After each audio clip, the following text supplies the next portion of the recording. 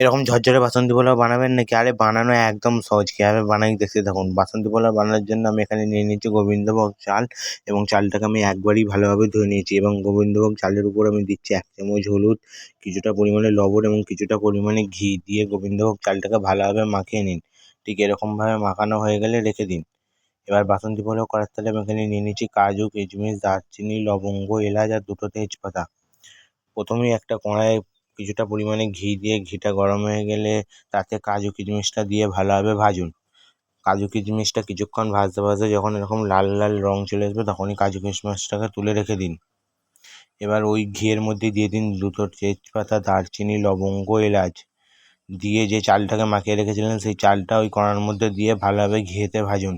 ঘিয়েতে চালটা ভাজতে ভাজতে কিছুক্ষণ পর একটা চালের ভাজা সেন্ট উঠবে, তখনই ওর মধ্যে দিয়ে দিন ফুটন্ত গরম জল। আর জলের পরিমাপটা কিন্তু 500 চালে 1 কিলো জল, অর্থাৎ যতটা চাল নেবেন তার ডবল জল। আর গ্যাসের ফ্লেমটা কিন্তু এই সময় লো রাখবেন।